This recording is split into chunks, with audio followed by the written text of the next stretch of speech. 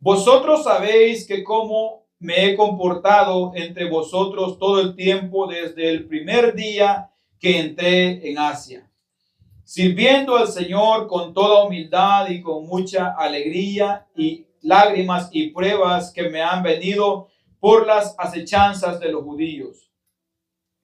Y como nada fue que fuese útil, he rehuido de anunciar y enseñaros públicamente y por las casas, testificando a judíos y a gentiles acerca del arrepentimiento para con Dios y de la fe en nuestro Señor Jesucristo. Ahora he aquí, ligado yo en espíritu, voy a Jerusalén sin saber lo que allá me ha de acontecer, salvo que el Espíritu Santo por todas las ciudades me da testimonio diciendo que me esperan prisiones y tribulaciones. Pero de ninguna cosa hago caso, ni estimo preciosa mi vida para mí mismo, con tal que acabe mi carrera con gozo y el ministerio que recibí del Señor Jesús para dar testimonio del Evangelio de la gracia de Dios. Y ahora he aquí, yo sé que ninguno de todos vosotros, entre quienes he pasado predicando el reino de Dios, verá más mi rostro. Por tanto, yo os protesto en el día de hoy que estoy limpio de la sangre de todos, porque no he rehuido anunciaros todo el consejo de Dios. Por tanto, mirad por vosotros y por todo el rebaño en que el Espíritu Santo os ha puesto por obispos para apacentar la grey del Señor, la cual él ganó por su propia sangre. Bendito Jesús.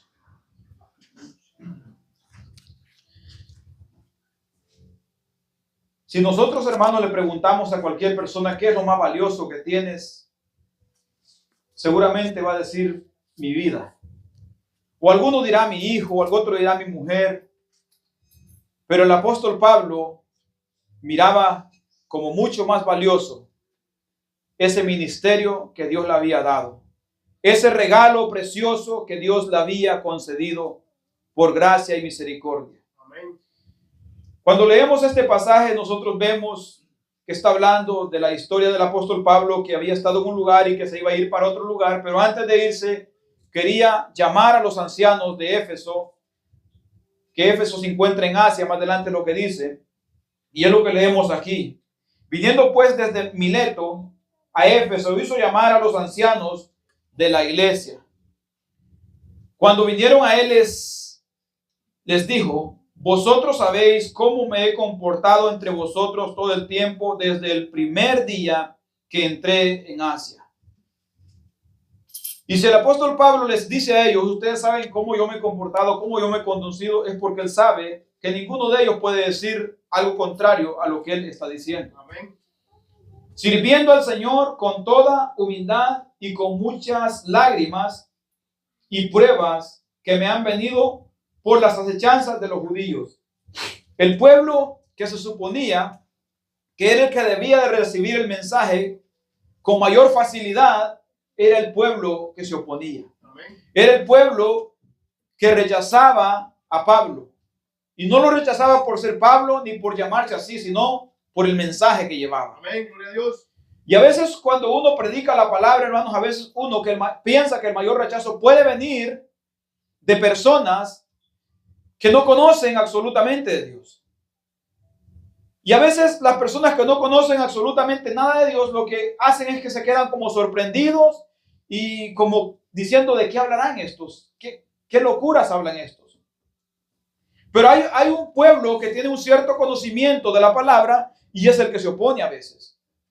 Es el que se opone y dice: estos están predicando muy duro, estos están predicando un Dios malo, un Dios que condena, un Dios que juzga, un Dios, porque ellos piensan en Dios como un Dios que todo lo acepta, que todo lo recibe, que todo lo abraza. Pero cuando nosotros vemos en la Escritura, nosotros vemos a un Dios que llama al pueblo a que venga a Él y se acerque a Él y se arrepienta de sus pecados y se convierta de sus malos caminos y que se santifique. Y ese es el primer llamado que se hace. Entonces el apóstol Pablo dice, sirviendo al Señor con toda humildad y muchas lágrimas por la oposición que había habido, ¿verdad? Y pruebas que me han venido por las acechanzas de los judíos. Y como nada fue útil, he rehuido de anunciar, es decir, yo no me he rehusado o no he escondido nada de lo que tengo que enseñar. Dice, enseñando públicamente y en las casas. Él no solamente enseñaba afuera en las calles, en las plazas, sino que también cuando llegaba en las casas también llevaba el mismo mensaje. No llevaba otro mensaje, sino que el mismo mensaje. Testificando a judíos, a gentiles, ¿acerca de qué? Del arrepentimiento para con Dios y de la fe en nuestro Señor Jesucristo. Y cuando nosotros hablamos del arrepentimiento, siempre debemos de recordar lo que significa el arrepentimiento. Porque la gente, cuando uno predica del arrepentimiento, ellos esperan que uno diga nomás, arrepiéntanse de sus pecados, arrepiéntanse de sus pecados. Pero cuando uno hace esta expresión de arrepiéntanse de sus pecados, la gente dice, sí, yo me arrepiento, o sí, ya me arrepentí, o sí, yo me arrepiento todos los días, o sí, la gente siempre dice esto. Pero cuando nosotros hablamos del arrepentimiento, hablamos de un cambio de actitud en el ser humano. Por eso siempre buscamos explicar acerca de los pecados específicos y nombrarlos y hacer entender a las personas qué es arrepentirse de aquello. Cuando hablamos qué es arrepentirse de la mentira, le decimos, cuando se arrepiente alguien de la mentira, ahora habla verdad, anda en la verdad y vive en la verdad. Cuando se arrepiente alguien de ser un mentiroso, eso es lo que tiene que haber, un cambio de actitud. Y cuando se arrepiente alguien de robar, ¿a qué se llama? Como la Escritura dice, el que robaba no robe más, sino que ahora trabaje y que con sus manos se gane sustento y que lo que trabaja también le sirva para ayudar al que padece necesidad. Y nosotros vemos esta expresión también cuando Zaqueo se arrepiente de ser un ladrón y dice, si en algo he defraudado, yo lo devuelvo en 4 tantos. O cuadruplicado, como dice en otra versión también. Amén. Y si era un hombre mujeriego, ¿cuál es el cambio de actitud? Ahora, conformarse con la que tiene y abandonar el andar deseando las demás mujeres. Y cualquier otro pecado que nosotros pongamos, cuando se habla de arrepentimiento, se arrepiente de eso y se vuelve a Dios. Y volverse a Dios es caminar en vida diferente. El que se arrepiente de haber vivido mal agradecido con las cosas que Dios le da, ahora es un hombre agradecido que agradece a Dios por todo lo que tiene y todo lo que tiene reconoce que Dios se lo ha dado y busca honrar a ese Dios al cual ama y al cual le agradece por lo que le ha dado. Porque el mundo vive de espaldas a Dios y él dice estar en común acuerdo con Dios y agradecido con Dios, dice. El mundo dice, a cualquier persona que usted le pregunte, ¿tú estás agradecido con Dios por lo que tienes? Le va a decir, sí, estoy agradecido con mi Diosito. Pero mire su vida si en verdad está agradecido.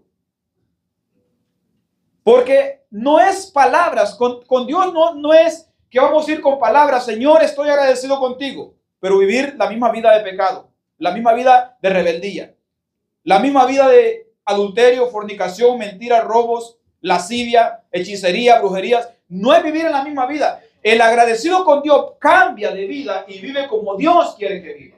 Y a eso se le llama arrepentimiento. Gloria a Dios. Volverse de sus malos caminos y a caminar como Dios. Y eso es lo que el apóstol Pablo predicaba, porque nosotros a veces me ha tocado hablar con personas que le decimos que nosotros predicamos el mismo evangelio. Dice, pero es que ellos no andaban diciendo este pecado y es otro pecado. En las escrituras llaman al arrepentimiento a las personas Pero cuando se llama al arrepentimiento a las personas, cuando llegan a una congregación, a un grupo, a un conjunto de hermanos, se le comienza a explicar cuáles son los pecados que debe abandonar para que su arrepentimiento sea genuino y verdadero. Amén. Y por eso, cuando se habla de arrepentimiento, siempre se tiene que explicar qué es arrepentimiento para que no haya confusión. Gloria a Dios, aleluya. Y dice, y como nada que fuese útil, he rehuido, no me he huido, no he escondido nada, de anunciar y enseñaros públicamente y por las casas, testificando a judíos y a gentiles, o sea, todo el que se encontraba, él le predicaba el evangelio, acerca del arrepentimiento para con Dios, arrepentimiento para con Dios, abandonar la vida pasada a vivir de ahora de acuerdo como Dios quiere, de la manera que Dios quiere, de la fe en nuestro Señor Jesucristo, porque ningún arrepentimiento es válido si no va acompañado de la fe en Cristo. Porque la palabra de Dios dice, las buenas obras son como trapo de inmundicia, dice Isaías. Las buenas obras, imagínense, las buenas obras son trapo de inmundicia, y las malas. Entonces, si no va acompañado de la fe en Jesucristo, porque cuando nosotros nos apartamos del pecado porque creemos por la fe que Dios nos ha limpiado, y si creemos que estamos limpios, ¿cómo ahora viviremos en el pecado? Dice el apóstol Pablo. ¿Cómo? Si Dios nos ha libertado, ¿cómo ahora vamos a vivir en él? El arrepentimiento es eso, específicamente apartarse de la vida de pecado y vivir una vida santa y justa como Dios llama que vivamos. Ahora, he aquí, ligado yo en espíritu, voy a Jerusalén sin saber lo que allá me ha de acontecer. A veces, hermano, la gente piensa que el apóstol Pablo, cada lugar que iba, él sabía exactamente lo que le iba a suceder. Porque como él era un profeta de Dios, también hacía sanidades y Dios le iluminaba muchas cosas, piensa que el apóstol Pablo tenía el conocimiento de qué le iba a acontecer exactamente, pero el apóstol Pablo no sabía. Pero dice después el 23, salvo que el Espíritu Santo por todas las ciudades me da testimonio. ¿De qué manera cree que le daba testimonio el Espíritu Santo? Diciendo que me esperan prisiones y tribulaciones. Había un hombre que le había profetizado al apóstol Pablo, pero no solamente eso, sino que los hechos que acontecían en su vida testificaban lo que le esperaba ya. ¿Y cuáles eran los hechos que acontecían en su vida diariamente donde quiera que iba? Tribulaciones y angustia, lágrimas y azotes, cárceles y desprecios. Esto era lo que le acontecía en cada lugar donde iba. Entonces, de esa manera el Espíritu Santo le daba testimonio a él de qué cosas le esperaban allá. Por eso dice, salvo que el Espíritu Santo por todas las ciudades me da testimonio diciendo que me esperan prisiones y tribulaciones. A él ya le habían profetizado que ya no iba a regresar de allá. Entonces él esto lo sabía, pero él no estaba seguro qué cosa exactamente le iba a acontecer ahí. Pero sí sabía que le esperaban el rechazo y el desprecio de muchas personas.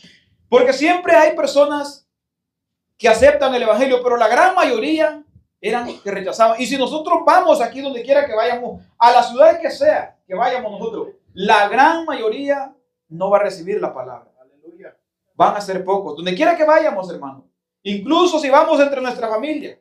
Incluso si vamos en los más íntimos amigos que hemos tenido de la infancia. Así es, amén.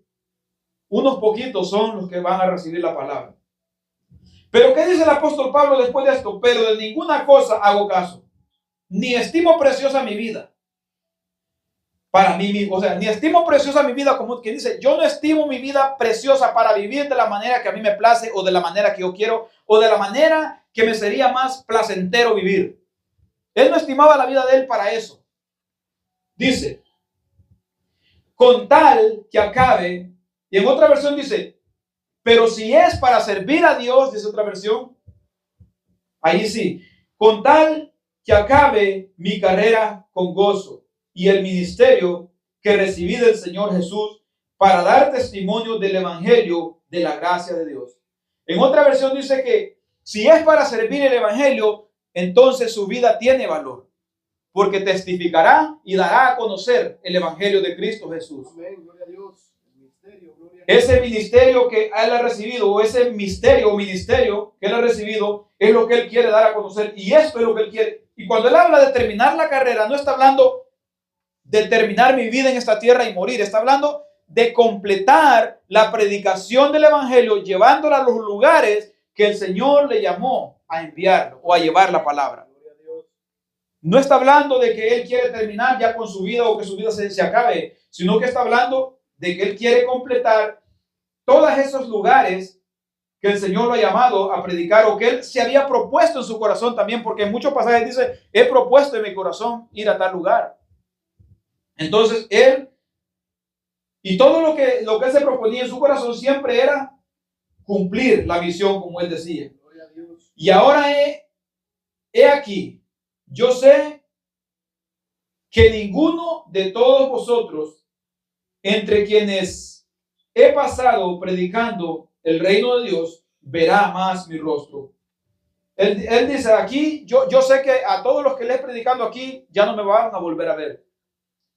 Y esto él lo tenía seguro por la profecía que le habían dicho, que ya no volvería, ya no regresaría allí mismo, ya no volverían a verlo muchos hermanos de los que estaban ahí con él. Entonces, por tanto yo os protesto, o como quien dice, por tanto yo ahora, hoy les declaro y les digo en su cara a todos ustedes, que estoy limpio de la sangre de todos. ¿Por qué él se sentía limpio de la sangre de todos? Porque había predicado el evangelio tal y como se le había entregado que lo predicara. Cuando nosotros leemos en Ezequiel, vemos un pasaje que habla de esto también.